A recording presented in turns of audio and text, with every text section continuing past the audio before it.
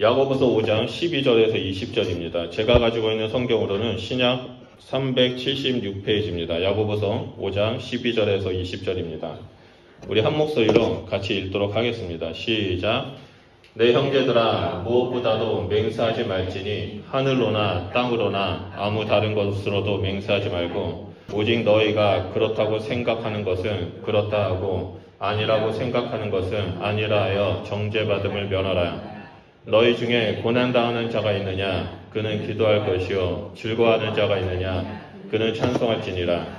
너희 중에 병든 자가 있느냐? 그는 교회의 장로들을 청할 것이요. 그들은 주의 이름으로 기름을 바르며 그를 위하여 기도할지니라. 믿음의 기도는 병든 자를 구원하리니 주께서 그를 일으키시리라. 혹시 죄를 범하였을지라도 사하심을 받으리라. 그러므로 너희 죄를 서로 고백하며 병이 낫기를 위하여 서로 기도하라. 의인의 간구는 역사하는 힘이 큼이라. 엘리야는 우리와 성정이 같은 사람이로되 그가 비가 오지 않도록 기도한즉 3년 6개월 동안 땅에 비가 오지 아니하고 다시 기도하니 하늘이 비를 주고 땅이 열매를 맺었느니라. 내 형제들아, 너희 중에 미혹되어 진리를 떠난 자를 누가 돌아서게 하며 너희가 알 것은 죄인은 미혹된 길에서 돌아서게 하는 자가 그의 영혼을 사망에서 구원할 것이며 허다한 죄를 덮을 것임이라. 아멘. 네, 우리 옆에 분하고 인사할까요? 주님과 함께 걷는 한 해가 됩시다 라고 인사하도록 하겠습니다. 네, 주님과 함께 걷는 한 해가 되도록 하겠습니다. 네, 오늘 본문 말씀은 경건의 삶 마지막입니다. 그리고 경건의 삶 12번째로 너희는 기도하라 라는 주제로 말씀을 전하려고 합니다. 그동안 우리는 이 야고보서를 통해서 구원받은 성도들의 경건한 삶이 어떠한 것인지를 보았습니다. 그리고 지난주에는 마지막 때 주의 강림을 기다리는 성도의 삶에 대해서 우리가 살펴봤습니다. 오늘 우리가 보게 될 본문 말씀은 야고보서의 마지막 본면의 말씀입니다.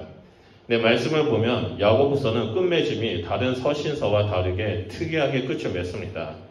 당시 문화 양식을 보면 서신서 끝에는 늘 문안 인사나 성도와 교회에게 축복하는 기도로 결론을 내립니다. 그 대표적인 것이 바울 서신이죠. 바울 서신을 보면 항상 자기와 함께 있는 사람들의 이름을 거론하면서 그 편지의 대상이 되는 교회에 문안 인사를 하고 맨 끝에 축복하면서 서신서를 끝냅니다. 그런데 야고보서는 그런 게 없습니다. 오히려 성도들의 경건한 삶을 살아가도록 겉면의 말씀을 기록하고 있습니다. 이런 걸 보면 야고보는 당시의 초대교회 수장으로서 성도들이 경건한 삶을 살아가기를 간절히 원했다는 것을 알 수 있습니다. 그래서 끝까지 야고보는 성도의 실제적인 경건 생활의 문제를 다루면서 서로 하나됨을 이루는 공동체를 이루라고 권면하고 있습니다. 그래서 오늘 본문 말씀을 보면 이 야고보서의 마지막 본면은 크게 세 가지로 나뉘어져 있습니다. 그 첫 번째는 맹세하지 말라입니다.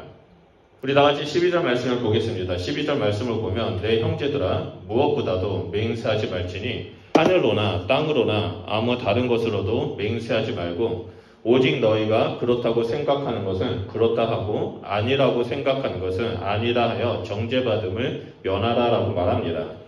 이 말씀을 어디서 많이 들어보셨죠? 이 말씀은 바로 예수님께서 산상수훈에서 하나님의 나라의 법에 가르쳐 주셨을 때 하셨던 말씀입니다. 야고보는 이 말씀을 내 형제들아 라고 부르면서 겉면을 시작합니다. 그 겉면의 시작을 맹세하지 말라라는 가르침으로 시작합니다. 마태복음 5장 34절에서 37절을 보면 예수님께서 하나님의 나라의 법에 대해서 얘기했을 때 맹세하지 말라, 하늘로도 땅으로도 예루살렘으로도 내 머리로도 맹세하지 말라라고 말씀하셨습니다. 그리고 그 이유는 하늘은 하나님의 보좌이고 땅은 하나님의 발등상이고 예루살렘은 큰 임금의 성이고 머리에 대해서는 우리는 한 움큼의 머리카락도 희게 하거나 검게 할 수 없기 때문이라고 말합니다. 그리고 나서 너희는 그냥 예, 아니요라고만 말하라고 예수님이 말씀하십니다. 이 말씀을 그대로 야고보가 들고 와서 다시 한번 주의 강림을 기다리는 그 성도들에게 가르쳐주고 있습니다. 야고보가 예수님의 말씀을 가져와서 맹세하지 말라라고 반복하는 그 이유가 있습니다. 그 이유를 알기 위해서는 우리의 당시의 사회상, 그 시대의 문화를 우리가 좀 이해하면 충분히 알 수 있습니다. 오늘날 우리가 살고 있는 이 사회에는 비즈니스로 어떠한 계약을 할 때 또는 어떠한 서류에 중요한 것을 밝히고 이것은 사실입니다라고 증명할 때 무엇을 합니까? 바로 우리의 이름에 서명을 남기죠. 날짜를 쓰고 이름을 쓰고 그 밑에 서명을 합니다. 이렇게 서명을 했었을 때 그 서류는 법적인 효력을 가지게 됩니다. 그런데 초대교회 시대에는요, 이 서명이라는 개념이 없었습니다. 이때에는 서명이라는 개념이 없다 보니까 이들이 서명 대신 했던 것이 바로 맹세입니다. 그렇기 때문에 계약을 위해서 또한 이것을 사실임을 증명하기 위해서 이 사람들은 끊임없이 맹세를 해왔습니다. 그것도 신뢰성을 가지기 위해서 맹세의 효력을 더 강조하기 위해서 무엇인가에 대고 맹세하는가가 이들의 삶 가운데 매우 중요했습니다. 그래서 당시의 사람들은 이 맹세의 대상을 찾는 것이 중요했고 이 맹세의 대상을 찾는 과정 또한 매우 복잡했습니다. 한 예로 유대인들이 성전에 대해서 맹세를 했습니다. 하지만 성전에 대해서 맹세를 하지만 제단에 대해서는 맹세하지 못했습니다. 일반 사람들은 어디에다 맹세를 해야 할지 맹세를 하지 말아야 될지를 모르다 보니까 이 사람들은 마치 무당을 찾아가듯이 바리새인이나 율법학자들, 서기관들을 찾아가서 돈을 주고 내가 어디에 맹세를 해야 되겠습니까? 라고 묻는 일들이 그 시대에 너무나 많았습니다. 그래서 비즈니스를 할 때 나의 맹세, 이 사실이 강조고 이것은 더욱더 법적인 효력이 강하다는 것을 알리기 위해서 가장 확실한 맹세의 대상을 찾는데 이 사람들은 계속해서 바리새인, 율법학자, 대제사장들을 찾아다니면서 묻고 돈을 주고 그러한 일들이 이 시대에 너무 비일비재에 나타났습니다. 그러니까 어떻게 됩니까? 종교가 이제 유대교가 타락하기 시작합니다. 종교 지도자를 할 수 있는 바리새인들이 율법학자들이 맹세할 대상을 아무나 알려주면서 돈을 벌기 시작합니다. 그러한 일들이 초대교회 안에서도 나타나는 현상이 일어나고 있는 겁니다. 이러한 사회적 형상 속에서 예수님은 맹세하라고 말씀하셨고 그리고 초대교회 수장이었던 야고보도 형제들에게 너희는 맹세하지 말라라고 가르쳐주고 있습니다. 오직 예 아니요라고 사실만을 대답하면서 정직하게 삶을 살아가라고 말하고 있습니다. 이것은 단순히 맹세하지 말라는 가르침이 아니라 믿는 모든 사람들이 정직한 사람이 되라는 거죠. 하나님 앞에서 정직하고 그리고 또 사람들 앞에서 정직하게 대하면서 진실된 마음으로 나아가라는 겁니다. 그래야지만 하나님의 나라는 거짓이 없고 진실만이 가득하고 정직함이 가득한 나라가 된다는 것을 알려주고 있습니다.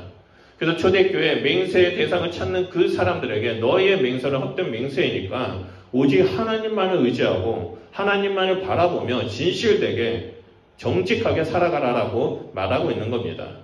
그럴 때 하나님의 나라의 그림자라고 할 수 있는 교회 안에 온전한 신앙 공동체가 이루어지기 때문입니다.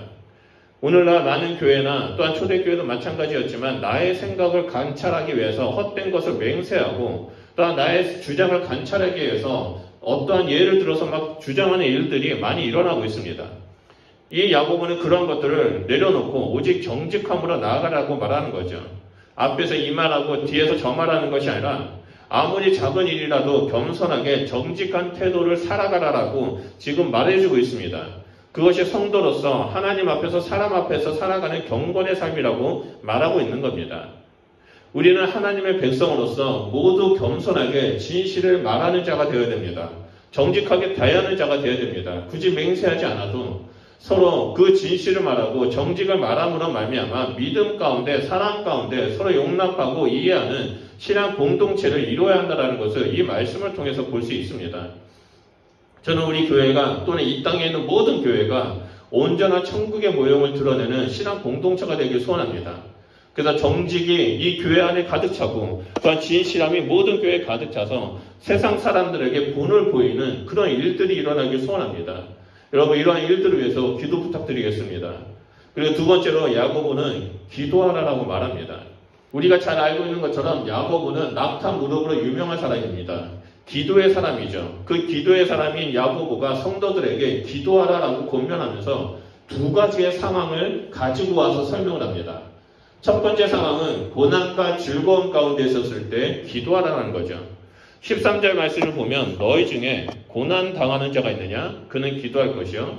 즐거워하는 자가 있느냐? 그는 찬송할지니라 라고 말합니다. 여러분 야고보가 쓰여졌던 이 시대는 기독교가 핍박받는 시대였습니다.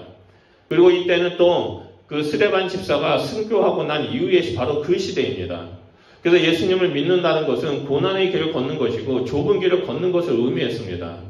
그렇기 때문에 야고보는 이 고난당하는 자들에게 기도하라라고 권면합니다.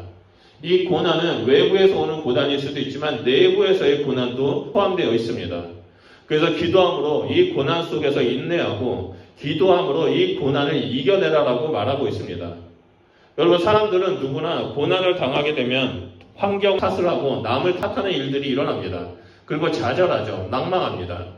하지만 믿음을 소유한 사람들에게 고난은 영적으로 한 단계 더 성숙하게 해주는 훈련이라는 사실을 기억해야만 합니다. 고난이라는 어두운 통로를 지날 때 하나님께 기도하고 믿음으로 나아갈 수 있게 되는 겁니다. 그리고 우리는 더더욱더 이 고난을 통해서 하나님 앞에 더 가까이 나아갈 수 있게 됩니다. 우리에게 고난이 있기 때문에 우리는 하나님 앞에 매달릴 수 있게 됩니다. 우리에게 고난이 있기 때문에 우리는 하나님께 도움을 구하게 됩니다. 우리에게 고난이 있기 때문에 날마다 하나님 저를 돌봐주십시오라고 기도하게 됩니다. 그렇기 때문에 고난은 우리를 무너뜨리는 것이 아니라 우리의 영혼을 또한 우리 안의 신앙을 더욱더 성숙하게 해주는 디딤돌과 같습니다. 여러분, 우리가 약을 먹을 때 약은 입에서 씁니다. 하지만 우리를 건강하게 해주죠. 그런 것처럼 고난은 우리를 힘들게 하지만 그 결과 우리의 영혼에는 엄청난 유익을 갖다 줍니다.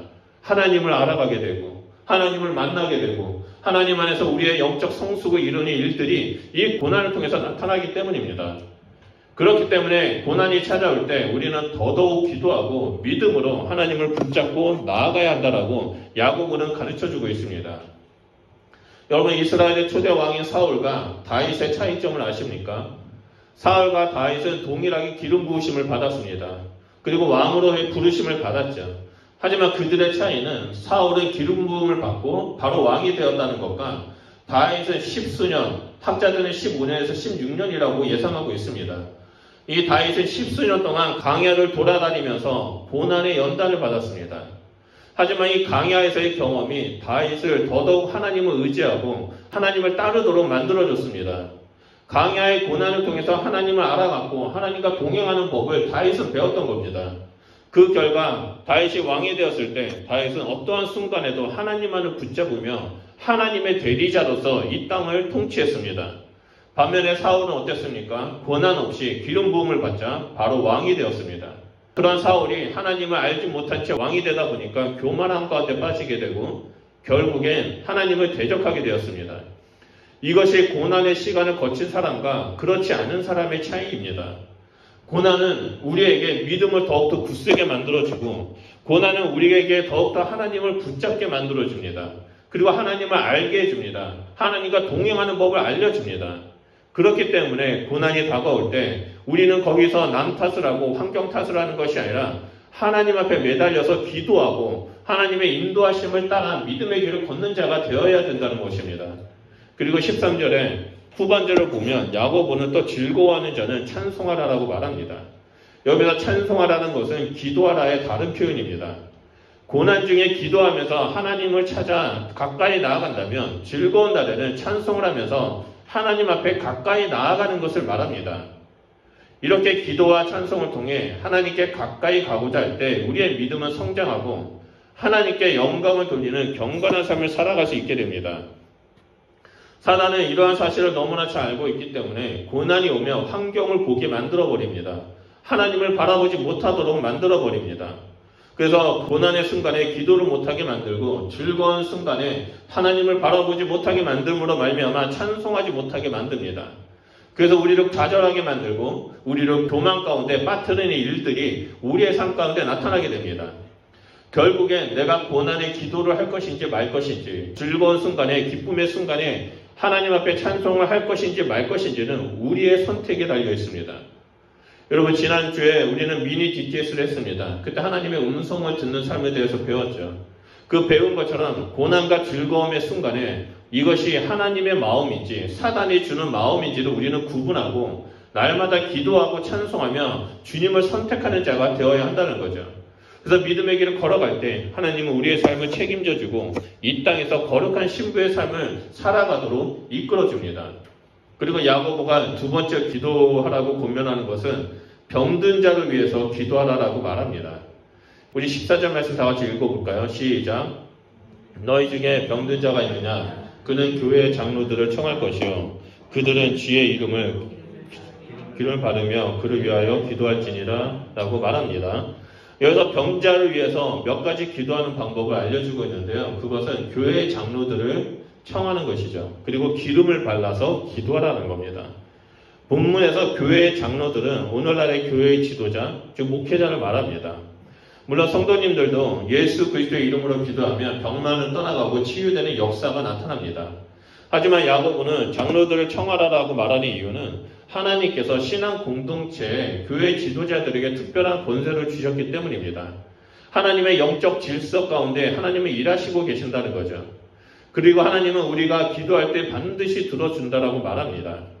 그래서 우리 중에 병든 자가 있다면 그들을 위해 예수 그리스도의 이름으로 기도하고 또 교회 지도자들 청해서 기름을 받아서 기도하라라고 말합니다. 그래서 모든 교회는 아픈 사람이 있다면 그 사람을 향해서 합심하여 한 마음으로 기도해야만 합니다. 그럴 때 이 기도의 삼겹질이 이루어지면서 하나님께서 상달되어 하나님은 들으시고 치유하시고 응답해 주십니다. 그리고 두 번째로 이 기도 방법에 대해서 야고보는 기름을 바르라고 말하는데요. 여기서 좀 오해하는 것들이 있습니다. 오늘날 이 기름을 바르고 기도하라라는 말씀에 대해서 어떻게 오해하냐면 이 말씀에 따라서 병든 자를 위해서 기도할 때 뭐 올리브 기름을 바르느냐 아니면 뭐 식용유를 바르느냐 장미 기름을 바르느냐에 대해서 고민하는 분들이 계십니다. 정말 이마에 기름을 바르고 기도해야 하는가 뭐 그렇게 생각하시고 실제로 그렇게 기도하시는 분들도 있습니다. 근데 이 말씀은 그런 의미가 아닙니다. 당시 초대 교회는요, 의료기술이 발달하지 못했죠. 그리고 의약품이 발달하지 못한 시대입니다. 의료기술이 발달하지 못했던 그 시대의 대표적인 약품이 바로 포도주와 기름이었습니다. 그래서 외부에 상처가 났었을 때 기름으로 발라가지고 그 외부의 상처를 덮어서 세균이 들어가지 못하도록 막았습니다. 선한 사마리아의 비유를 보면 강도로부터 죽도록 마시고 또 모든 것을 빼앗기는 그런 모습들이 나옵니다. 그래서 이 사람이 상처가 심해지고 죽어갈 때 선한 사마리아인이 나타나서 그 사람의 몸에 기름을 발라주는 내용이 나옵니다. 또한 포도주는 바울이 디모데에게 썼던 그 편지를 보면 위장병을 위해서 포도주를 사용하라라고 권면하는 것이 있습니다. 이런 것처럼 당시에 기름이라는 것은 의약품의 역할을 하고 있다는 것을 알 수 있습니다. 그래서 이 말씀은 뭐냐면 기름을 바르고 기도하라는 것은 적절한 치료를 받으면서 기도하라는 그 말씀입니다. 하나님은 다양한 방법으로 우리를 치료해 주십니다. 초자연적인 역사로 치료해 주시기도 하고 또는 현대 의료 기술을 이용해서 치료해 주시기도 합니다. 그렇기 때문에 주의 이름으로 기름을 바르라는 그 의미는 병을 치유하시는 분은 하나님이시기 때문에 의료기술, 약품에 의존하지 말고 하나님을 의지하면서 치료를 받으라는 말씀입니다. 아무리 의료기술이 좋아지고 약품이 좋아진다 할지라도 하나님께서 일하시지 않는다면 치료되지 못합니다. 하나님께서 그 사람의 코끝에서 호흡을 거두어 가신다면 죽을 수밖에 없습니다. 모든 치료자 되시는 여호와 라파 되시는 하나님의 주권 가운데 있기 때문입니다. 간혹가다 어떤 분들은 나는 믿음으로 고치겠다라고 생각하고 병원에 가지 않고 약도 안 먹는 분들도 있습니다. 그래서 뉴스를 보면 자기 자녀가 죽을 병을 걸렸는데 믿음으로 기도로 치료하겠다라고 병원도 안 보내가지고 아이들이 죽음으로 말미암아 사회에 문제가 되는 일들이 있습니다. 이러한 것들은 믿음이 아닙니다. 객기입니다. 객기. 하나님의 주권을 인정하지 않는 어리석은 방법입니다. 우리 주변에 의사가 있는 것, 병원이 있는 것, 좋은 약이 있는 것은 모두 다 하나님의 은혜입니다. 그렇기 때문에 우리의 몸이 아플 때 치료를 받는 것 또한 하나님의 방법이라는 것을 인정하면서 하나님을 의지하며 우리는 나아가야 한다는 것을 말합니다. 우리는 몸이 아플 때 치료를 받을 때 극단에 빠지지 않도록 조심해야 합니다. 적절한 치료를 받으면서 하나님께서 치유해 주시기를 간절히 기도하면서 도우심을 구해야만 합니다. 그때 하나님께서 우리의 기도를 들으시고 의사를 통해서 약품을 통해서 우리를 치유해 주신다는 거죠. 그 다음에 야고보는 병든 자를 위해서 믿음으로 기도하라고 말합니다. 15절과 16절 말씀입니다. 믿음의 기도는 병든 자를 구원하리니 주께서 그를 일으키시리라. 혹시 죄를 범하였을지라도 사하심을 받으리라. 그러므로 너희 죄를 서로 고백하며 병이 낫기를 위하여 서로 기도하라. 의인의 간구는 역사하는 힘이 큽니다. 라고 나옵니다. 여기서 믿음의 기도는 두 가지의 특징이 있는데 병든 자를 구원하고 죄를 범하였을 때 사해 주신다라고 말하고 있습니다. 물론 모든 병이 죄로 인해서 오는 것이 아닙니다. 성경을 봐도 태어날 때부터 몸이 약해서 오는 질병이 있는 것을 우리는 볼 수 있습니다. 그렇기 때문에 공동체 안에서 아프신 분이 있을 때 저 사람은 쟤 때문에 병이 생긴 거야, 저 사람은 쟤 때문에 이런 일이 일어난 거야 라고 절대 판단해서는 안 됩니다. 조심해야 됩니다. 그것은 하나님 앞에서 엄청나게 큰 죄악을 범하는 겁니다. 제가 이 말씀을 드리는 이유는 꼭 주변에 그런 분들이 한두 분씩 있다는 겁니다. 저 사람은 쟤 때문에 병이 생겼고 우리는 죄가 없었기 때문에 병이 안 생긴 거야 라고 말하는 사람들이 있습니다. 그런 사람들은 정말 하나님 앞에 회개하며 나아가야 됩니다. 하나님께서 그 사람들에게 어떻게 하실지 모르기 때문입니다. 우리의 몸이 연약해서 병이 생기기도 하고 스트레스 때문에 병이 생기기도 합니다. 또는 죄로 인해서 병이 생기는 경우도 있습니다. 그렇기 때문에 믿음으로 기도할 때는 하나님께서 이 병이 어디서 왔는지를 깨닫게 해주기를 간구하면서 기도하는 겁니다. 만약에 죄로 인해서 온 것이라면 우리는 그 자리에서 회개할 때 하나님은 우리의 죄를 용서하시고 그 병을 치유해 주십니다. 반면에 우리 안에 무슨 어떠한 질병의 문제 때문에 또는 어떠한 외부적인 영향 때문에 병이 생겼다는 것을 우리가 깨닫게 된다면 바로 의사한테 가서 치료를 받으면서 기도하면서 나아가야 한다는 거죠. 그렇기 때문에 우리는 사람들과의 관계에 있었을 때 저 사람은 쟤 때문에 이런 일이 생겼다라고 섣불리 판단하는 그런 어리석음을 행하면 안 된다는 겁니다. 믿음의 기도는 우리를 더욱더 성숙하게 만들어주고 그 원인을 알게 해줍니다. 우리가 계속해서 하나님 저한테 왜 이런 질병을 주셨습니까? 라고 우리가 기도할 때 하나님께서는 우리에게 대답해 주실 겁니다.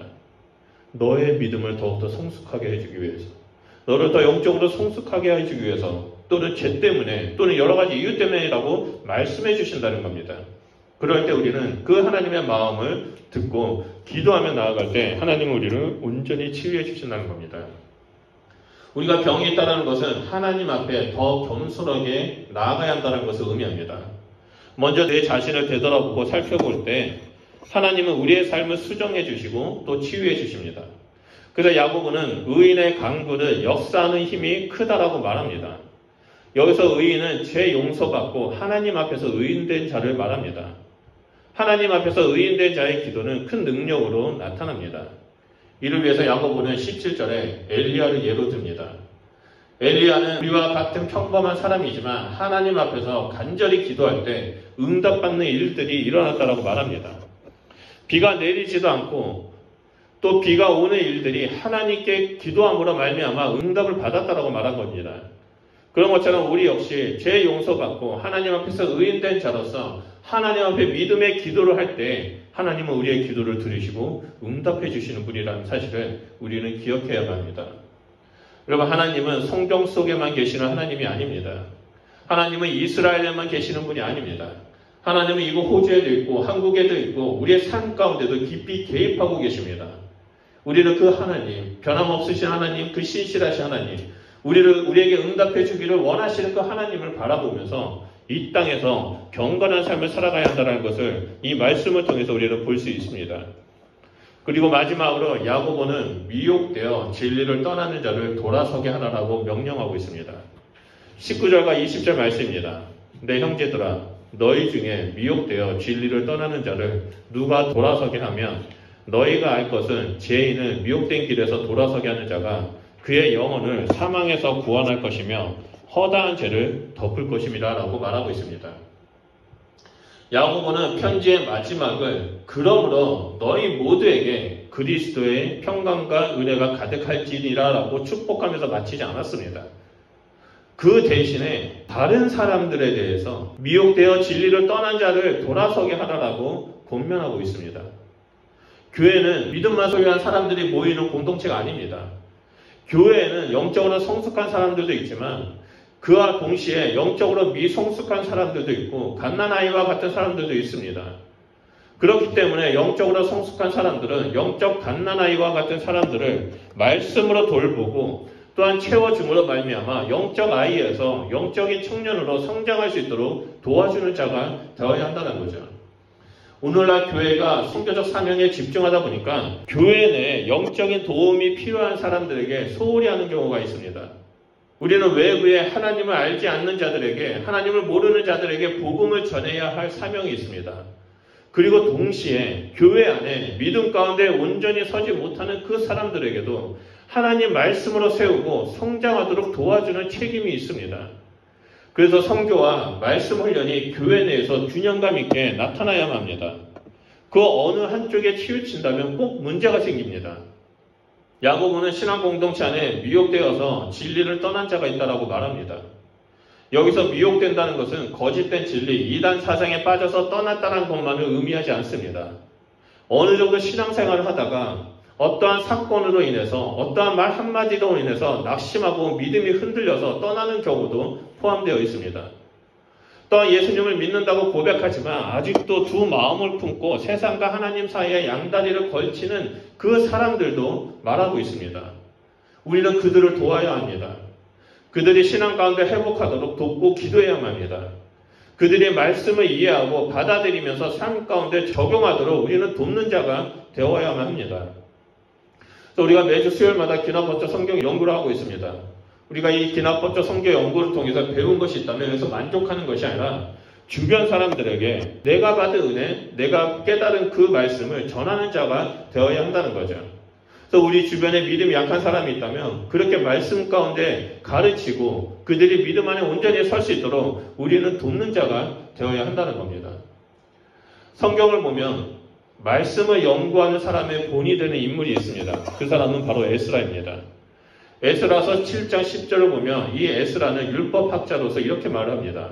여호와의 율법을 연구하여 준행하며 율례와 규례를 이스라엘에게 가르치기를 결심하였다라고 증거합니다.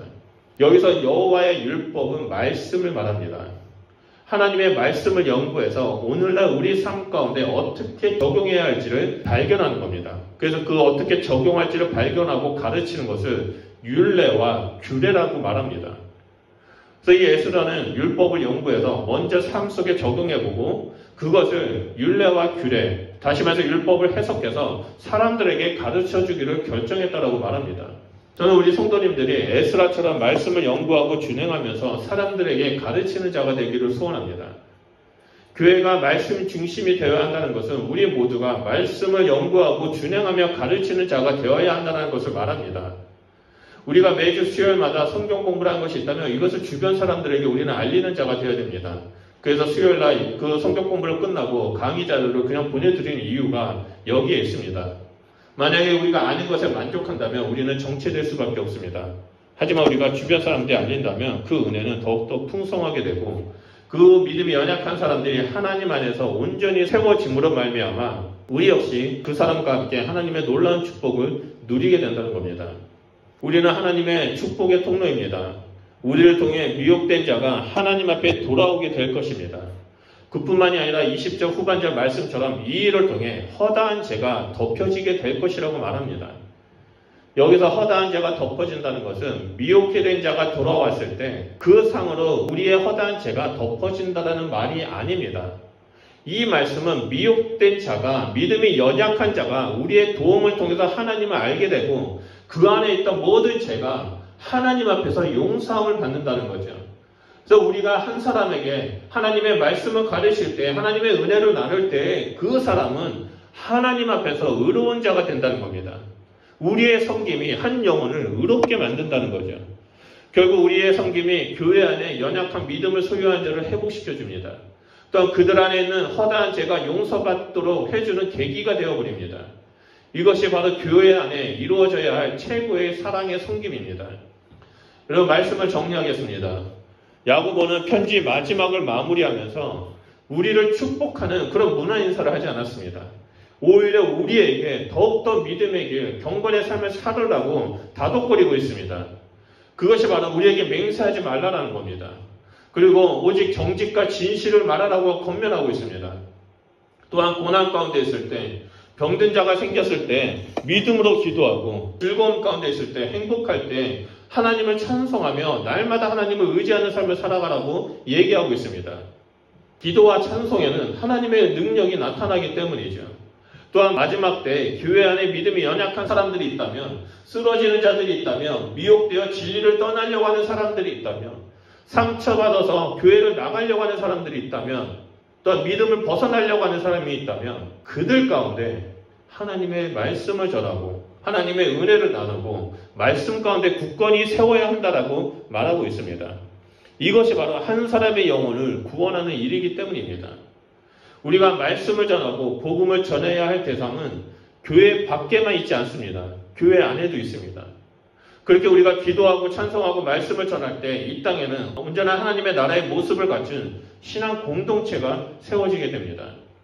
그리고 우리는 이 마지막 때 경건한 삶을 살아가는 자가 된다는 겁니다.